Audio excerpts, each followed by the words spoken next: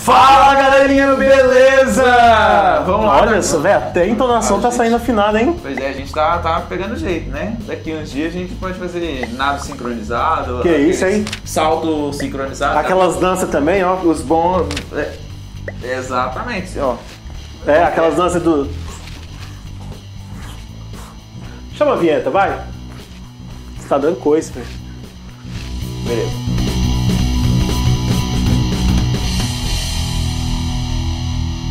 Fala galerinha, olha só, velho, uma coisa que a gente vive frisando no nosso Instagram. Por falar nisso, vai lá, segue o @Química Simples. A gente fala demais uma coisa chamada de eletronegatividade. Cara, eletronegatividade, além de ter na nossa playlist de tabela periódica, é uma coisa fundamental para você entender polaridade, uma coisa que a gente vai ver um pouquinho mais pra frente chamado de forças intermoleculares, e também sobre a ideia sobre ácidos, bases, sais e óxidos. Tudo isso é necessário à eletronegatividade, velho. E uma coisa que você vai entender muito se você entender eletronegatividade é fisicoquímica e química orgânica, tá bom? Então, pira, velho. Tudo é por causa dessa coisinha aqui, ó, de eletronegatividade. O Fonck-Klebrisk pH, ou então fui ontem no Clube Brasil e só comi pão com hambúrguer, né? Quem não gosta de pão com hambúrguer, né? Eu gosto demais pra caramba. Pira aqui, velho. As polaridades, a ideia de polaridade é a ideia de polos. Como você sabe, aqui na Terra, né, onde a gente mora, né, nós temos dois polos principais, chamados de Polo Norte e Polo Sul, que são os extremos do nosso planeta.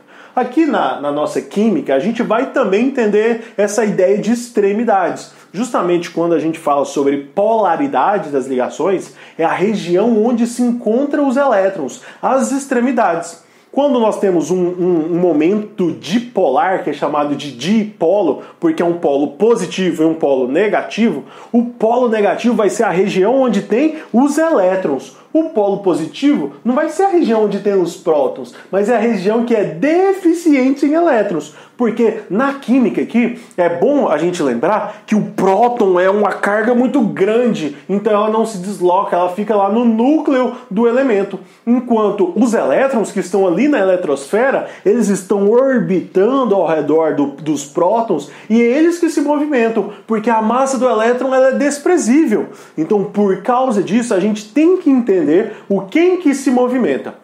Agora, pira só comigo. Se os elétrons estão indo para um lado, nós temos um polo negativo, porque elétron é a carga negativa. Então, onde está cheio de elétrons é uma densidade eletronegativa, ou seja, uma densidade negativa. Então, nesse lugar, a gente vai chamar que é o polo negativo.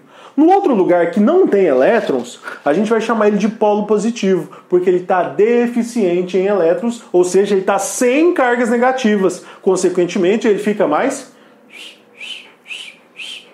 positivo. Beleza? Perceba comigo o seguinte, ó. Uma ligação é polar quando há diferença de eletronegatividade entre os átomos ligantes. Agora, e se não tem diferença de eletronegatividade entre os átomos ligantes? Quem é mais eletronegativo? Hidrogênio ou hidrogênio?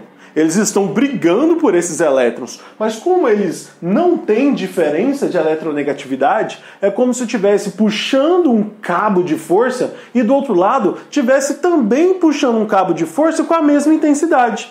Então isso aqui é como se a gente colocasse as leis de Newton aqui. Pira só, velho, se a gente tem força de intensidade igual em módulo, nenhum sentido, e uma outra força no outro sentido contrário, mas de mesmo módulo, nós temos essas forças se anulando.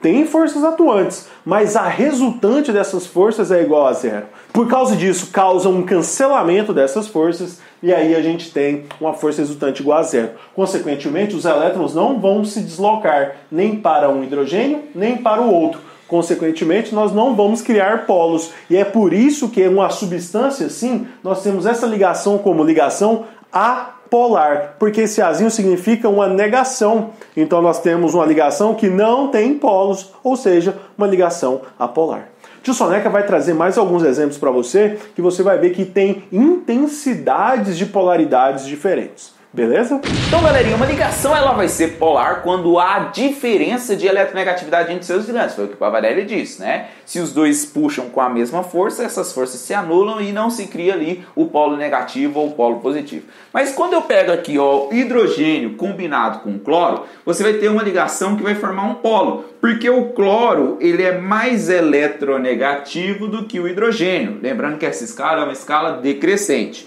O cloro sendo mais eletronegativo, ele vai puxar os elétrons na sua direção, formando um polo negativo aqui no cloro e um polo positivo aqui no hidrogênio. Então você tem uma ligação covalente classificada como sendo uma ligação covalente polar, porque tem ali os elétrons sendo deslocados para um lado dessa molécula, certo? Um lado que vai ficar com caráter negativo. Agora, se você pega uma molécula formada entre hidrogênio e flúor, você vai perceber que a distância entre o cloro e o hidrogênio é uma, a distância entre o flúor e o hidrogênio é maior.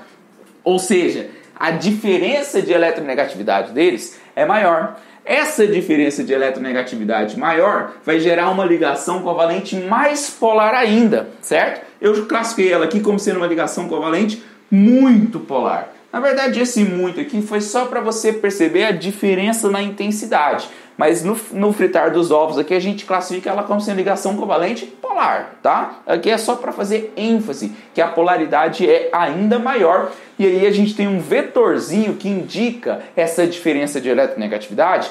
E esse vetorzinho ele vai ser chamado de momento dipolar. Quanto maior o momento dipolar, maior a diferença de eletronegatividade entre os ligantes. Quando eu pego aqui ó, um composto formado pelo Na e o Cl, o Na está dentro dos metais. E os metais têm uma eletronegatividade tão pequenininha, mas tão pequenininha, que essa ligação ela vai se tornar muito polar. O cloro puxa tanto o elétron do sódio que tira o elétron do sódio, de tal forma que o sódio fica positivo e o cloro fica negativo. Então, quando a diferença de eletronegatividade se torna tamanha, tão grande, a ligação que anteriormente era classificada como covalente, ela passa a ser uma ligação iônica porque houve transferência completa, ou seja, uma transferência total dos elétrons que estavam ali naqueles dois átomos que estavam interagindo entre si. Então, se você analisar aqui, ó, a polaridade ela está crescente, porque também existe uma crescente na diferença de eletronegatividade entre os ligantes.